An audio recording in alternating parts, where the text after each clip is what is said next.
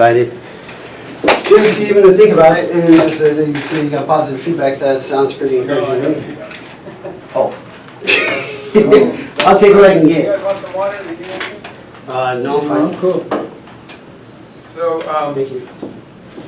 so it's my understanding that the goal is to put a shelter at 20 Sullivan? You know, it was That's the just project? kind of tossed out of there, right? You know, I mean, the city and county looked at it, and then the community board kind of said no way. And I don't know if you got. I'm sure you got word It of was on the that. front page of the newspaper, so Tony Barrera looked at it. Okay. Oh, that the community board was against it. Okay, in the last 5 years, it's been Jill Allen's position, who's the president of the community board, and putting more shelters in Chinatown may not be the best idea. Right, and that makes sense. And this is since it was passed up by them, you know, it was kind of a knee-jerk reaction. Well, let's go check it out, you know, just for fun. And looking at it, somebody was like, "Well, I'll pay the first month." So it just kind of got a little Right. more serious after that. Right, no, I don't blame you. And I spent 3 hours with Supervisor Leo and the mayor and others looking at the old county hospital property. And I've spent a lot of time in the past 4 years looking for places to put shelters. It was a bit of a miracle that the first shelter ever opened. If it wasn't for the generosity of Sun Street Centers. And then it was bought by a private party and it sat there vacant, and that private property owner wanted nothing to do with the homeless shelter in their building. Mm-hmm. And I got a call from Judge Phillips' office, who owns the Pepsi building off of Lake Street. That private property wants nothing to do with having a homeless shelter there while he sells or leases the building for commercial rates. So it's a tough nut to crack to get what should be a public service in a privately owned building. That's a tough nut to crack. Well, and I'm sure you're already aware that Rogelio is fine with it. Obviously, when he let Tony and them go through it, he was already fine with it. So that's critical. You have to have the property owner, yeah, even a lease would be better. Mm-hmm. Yeah. Well, he said a 60-day, month-to-month after that, 60-day notice. So the process that we've gone through, now there's different kinds of animals. And I had this conversation with the planning department yesterday. After my 1:30 meeting was over, before the 3 o'clock Chinatown meeting started, I stopped in community development and I said, hey, what is the deal down here? Because the map there behind you is a zoning map. Yeah. George gave me one of those yesterday. Okay, it describes Chinatown's land uses and what the zoning code expects to see Mostly happen. commercial, not high density. But I have more detail than that. Okay. For clarity, what we've done in the last 4 years is a temporary emergency shelter. Yes. Temporary meaning 6 months or less. Okay. Emergency meaning inclement weather while it's cold and freezing. The sun is an emergency too. Okay. You can tell I spend a lot of time in the sun mountain biking with my boy all weekend. But anyway, so there's more than one view on that. There's also legal definitions of what an emergency is. So there's also been talk of not temporary, of a year-round shelter. Okay. When you go from 6 months to a permanent location, the rules change. And the rules require that we follow the land use designation. Okay. And honestly, I really don't want to carry this on. I'm just doing it because it just seems like there's nowhere else for people to go. So I'm the city's developer, and I've built quite a few things in town, from Tatum's Garden to Alabama Library to affordable housing throughout the city. A tiny village, several big projects, and so I'm always looking for what the deal breakers are. If this is a permanent shelter, if it's intended to be a permanent shelter at 20 Salinas Street. Right. No attention. So 6 months and it closes? November or whenever the warming shelter opens, which I would believe would be November 1st. So that's somewhere. that's part of my frustration. I'll just put it that way. The idea of finding a shelter has risen to mayor and Alejo level, Okay. and I'm not being sought for input right now. And why not? And the decisions are being made up here, and I'm down here. And why not? Okay, so They're being naughty. the zoning, the land use zoning is found in section 37 of our municipal code, and it's online, and I could share that with you. We looked up mixed use. It's called MX zoning, and Chinatown is that. It's either arterial frontage like on North Main or on Sherwood, or it's mixed use in the heart of it. So 20 Soledad Street is MX mixed use. In one case, this application is simply not permitted. In another case, it requires a conditional use permit. So, shelters can be placed in either mixed arterial frontage, which would be the Bridge Street property, because it faces North Main, or in public, semi-public areas. The Expo Park is a public, semi-public area, right? It's a softball field right now. Okay. The old Sun Street one, is that what you're talking? Right. So this is not mixed arterial frontage, and it's not public service. So therefore, it requires a conditional use permit. A conditional use permit is is discretionary. It's going to require a hearing before the planning commission. Which only happen once a month. And it's going to have to be It probably vetted. already happened. And there's a pretty hefty fee, and there's an environmental provision, and all these things that kick in. Right. So if you wanted to move into 20 Soledad Street as a temporary use of land permit limited to 6 months Or less. you could go that tack. Okay. That tack occurs with the planning department, and I didn't want to give you the runaround, so I did this homework for you so you understood. Because these are rules that I've been living with for 20 years and you've been living with for 2 minutes. Right. So I get that, and it's complicated, so I appreciate that. Being said, when we first walked into Sun Street Centers, we had to ask the question, what does it take to make this building usable as a shelter? So it was an office space, it was a meeting space for AA, credit union was a bank, it used to be a Sizzler. What did it take to change the occupancy and make it suitable for sleeping overnight? So we needed to put in about $10,000 of improvements into the credit union to open it up as a shelter. And we needed to get the fire marshal to sign off and the building official to sign off. These are different permits now, building permits. Yes. On the suitability. Is the building suitable for this? Can people stay the night here safely? Are we going to get sued for Americans with Disability Act access to restaurants? So these all sound like roadblocks to you, Yes. but they're the rules that we play by. Right. At City Hall. No, it makes sense, and obviously that's where our laws come from, because there was a case that made those things Well, you have necessary. nightclubs that burned down and thousands of people died. It's easier for the Methodist Church to let 10 people sleep in their pews on a Saturday night than it is for us to open a permanent shelter or even a 6-month shelter. But those are the two tacks you can take, and it's a lot easier to open a 6-month shelter, temporary use of land permit, than it is to open a permanent shelter. And this is what I shared on the day of the grand opening of the health center. I went with Elliot Robinson and Manny Gonzalez and Elliot's staff to the credit union, and I said, what do you think about this building for a warming shelter? And Elliot kept saying, this should be our permanent location, and I kept saying, that's a completely different discussion. That is an 18-month process. Trying to move a car wash right now to a vacant piece of land, they need 2 years to build that car wash, even though they have the cash, even though it's allowed in that zone. Because you've got to design it, you've got to create building plans, you've got to have them stamped by an architect, and now you're in permanent business. So I've seen models of this, and I've seen them run pretty darn effective. And it's almost easier to start from scratch. It's almost easier to start from a vacant piece of land than it is to try and retrofit an old building. Because I've done, I don't know how much money we dumped into Leon's, probably 400 by the time she was done. We put up 2, but then she went out and raised 2 more.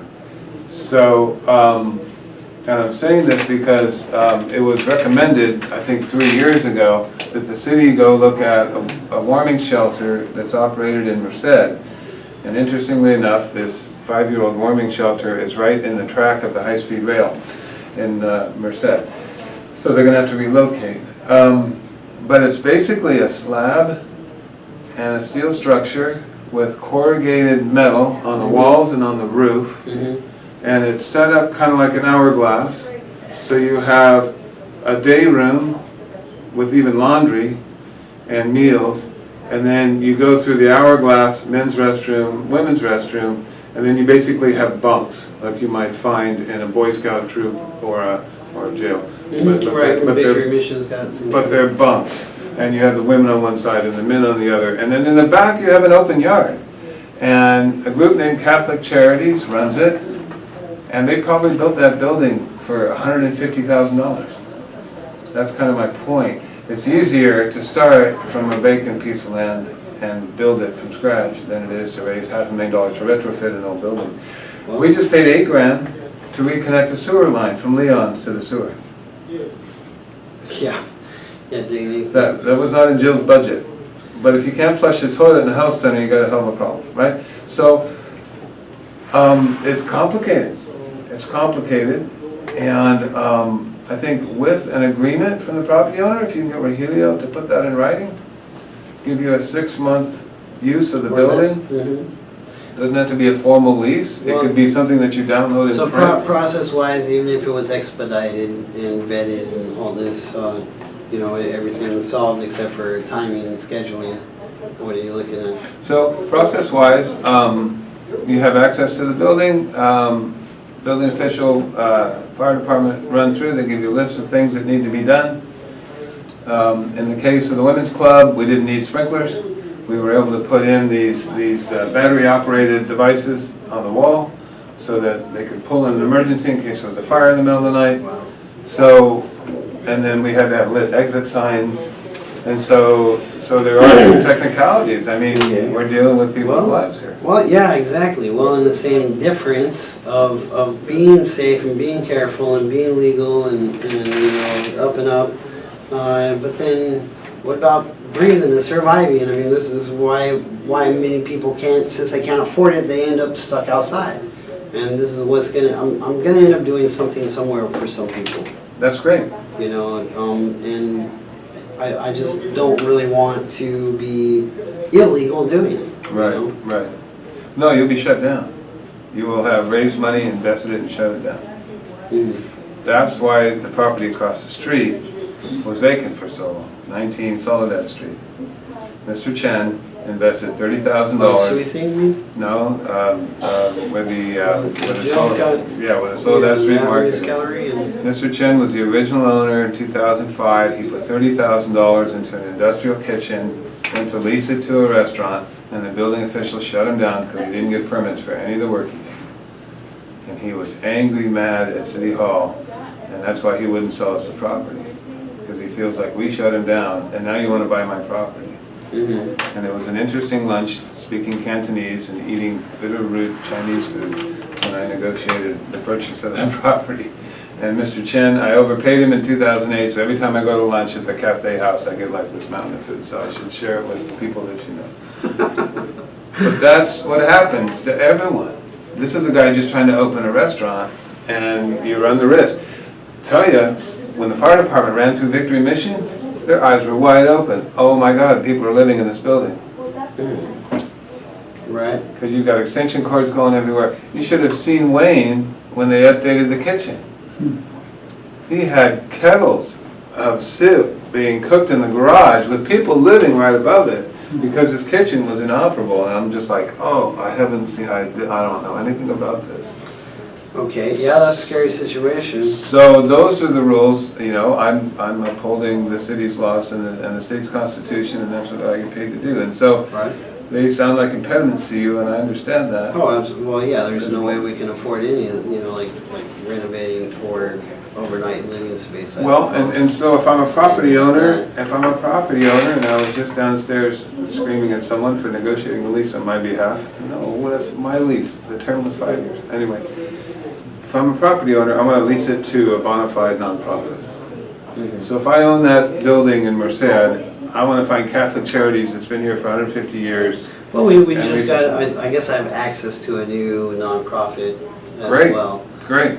So, I mean, that could be used as well, but, you know, that's just a small barrier, obviously. What you need is a document with Rogelio's okay, and you need to go to the planning department and say, this is what I want to do, and I've helped you avoid some of the traps. You want to avoid words like permanent and interim housing.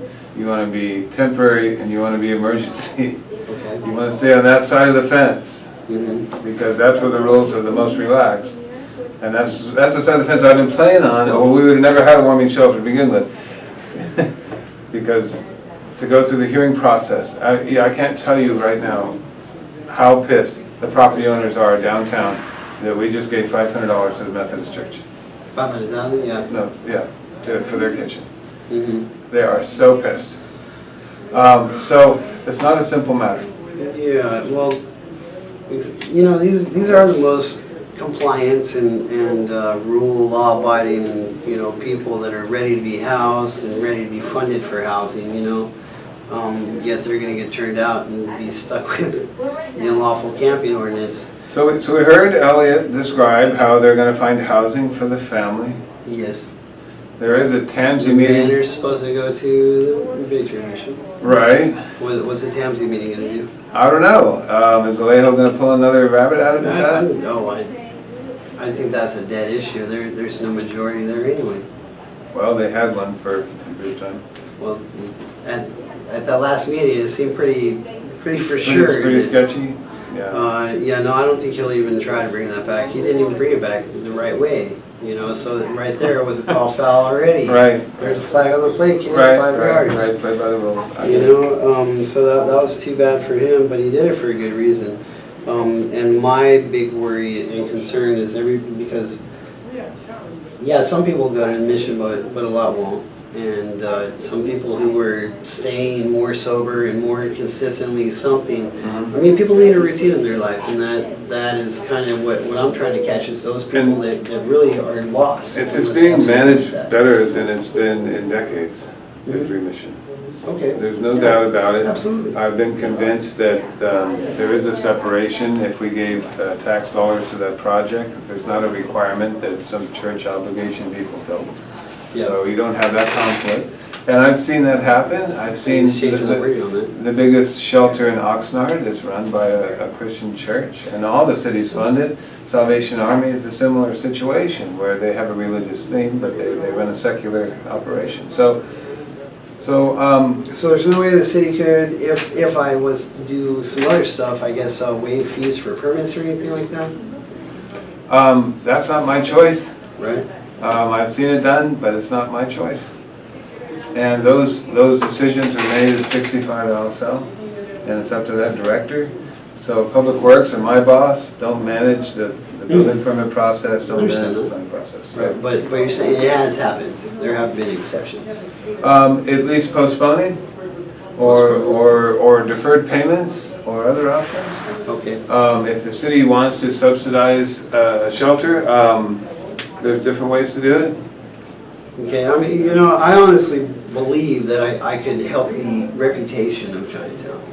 But, you know, of like it being, oh, it's dangerous, but, you know, that would require me almost living there. And, you know, having an office space, I guess, is part of that. I mean, I could use it as an office space and then just let people stay overnight. But, I mean, you know, I'm trying to go through the front door on all these things, you know. So when I was 12 years old, my best friend and I dug a big hole in his backyard, and we ran an extension cord so we could see. It was underground. And his dad made us go to City Hall to find out how to do it right. And we feel just like you do right now. We didn't want to dig a 20-foot trench and put a conduit in it and hire an electrician to hook it up. And basically City Hall said, you can run that extension out there temporarily. Well, all I'm trying to do is just catch people before they fall. You know? Well, and I agree that that's the best thing to do. And I was in that shelter a year ago because I wanted them to know for certain it was closing on this day, and I wanted them to hear from City Hall. And I didn't want rumors and other things to take control. And that was a good 30 to 40 days before we actually closed last year at the Women's Club. And basically, it kind of feels like giving people notice in Chinatown that we're coming to clean up, and nobody moves until you actually arrive. Right. Well, sometimes you don't show up at all. So, Well, you know, that. So yesterday we could only get 2 officers and we didn't come to Chinatown. That's out of Public Works That was a control. hard one. That's out of Public Works control, You but know, even a lady's wheelchair got tossed in there. yeah, I saw it at the yard yesterday. Um, So, I talked to Elliot last September about working on this, and here we are. Right, right, everybody dragging Here their we feet, are. and then Here we emergency, yeah. Here we Well, are. and that's what we need, is more, maybe, hey, add me as a stakeholder somehow, you know? Include me in some of these meetings, because y'all do some legwork that nobody else is capable of doing. You know, the chat team is the only thing I can refer you to, and I know you go to those meetings. I haven't been to one in a while. Yeah, I missed the last one. Because finally, the city has realigned its resources. Public Works shouldn't be housing homeless. Okay. So our housing division is now taking control of this whole process. Oh, okay. Well, they've secured a second state emergency solutions grant, which is $500,000, has to be shared with San Benito County. They have the resources. Well, last year, did we do about 158 or something, and split between the 6 places, or? I'm not certain. Okay. I'm not certain. So, because it just sounded like a big bump up, I was like, wow, that's pretty cool. Yeah, this year's shelter cost as much as 3 times more than the others did. Really? We spent as much on this year's warming shelter as the prior 3 years combined. For the Armory? Across the street? For the Women's Club. The Women's Club was cheaper than this one, cheaper than the one before. So we have one provider. They have us over a barrel. Yeah, when CHS... And they're exploiting us. They're exploiting the situation. And that sucks, and that bothers me knowing. We asked for an additional month last year, and they wanted $50,000 for 1 month. Well, you know, it was an emergency. Do they have to sign everybody up for the CARS program? The contract required it. The second year we did it, the contract required it. They didn't staff it, so they gave us a refund. Okay. The third year, they were supposed to do it, and I don't know if they did. They were answering to the county. Right. So Shelter Outreach Plus 2 years ago had a contract with Margarita's team, and they were managing that contract, and I was just sending them the expenses. So, Right. Well, and my proposal, I suppose, is pretty flimsy, you know? I got a set of rules that honestly a lot of people, you know, live by and agree to, sign and learn about, as if that's... So Shelter Outreach Plus's contract has 3 pages of rules, and they have to be posted in big letters. They have to comply with the fire marshal. I mean, there's a whole set of rules that they have to operate from. And in the past, frankly, Cheryl Kameny has run it more by the rules than it was run this year. And that's reflected in the community's feedback. Mm-hmm. Probably people staging out there right now. Right. Yeah, and actually they meant to do some public comment, but since closed session was vacated in the beginning, Yeah. which really I wanted to complain about, but why waste the time? But you only get 2 minutes. But that kind of disappointed me that you know, just pick a routine and stay with it. You know, if you like it in the front or the back, just pick sides. You know. I was on closed session, and then my item on closed session got pulled, so not only did it get moved, but my item on closed session got pulled. And you had to wait until the end of the meeting to find that out. Yeah. All right, well, I don't want to make you late for your 9:30, your 9:25 already. You know, okay, so the permit department and just start asking apparently, but that's gonna, You need something in writing from Reynolds okay, that shows the property owner's permission. You can go down there and... without actually signing the lease, There's you a mean? planner of the day, and you can ask questions about, hey, what do you think about this property? If you were speculating, if you're an investor, and you had 10 properties in the city you wanted to buy, and you had you wanted to grow marijuana, then you would have the planner look up all of these different properties and say, you can do it here with a conditional use permit, you can do it here without any permits at all. And so you find out, oh, then I want the property in the purple area, not a property in the red area. So you guys Yeah, went to straight jail. out. Pardon me? You wouldn't object, you guys wouldn't object, the city wouldn't object, it'd be more of a positive thing for that particular moment? We have to play within the rules, so. Right, that's what he was bringing to Well, the, yeah, but I have to comply and conform to all the Right. permits. And the permits are gonna cost money.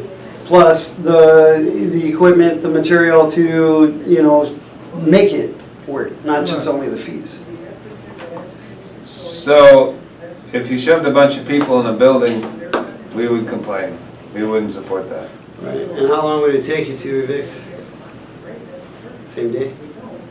It depends on our awareness and our resources. but why they're in the building is for not just to stay the night, but to learn things, like this learning center, like whatever. Right, yeah, but they're not there overnight, sleeping.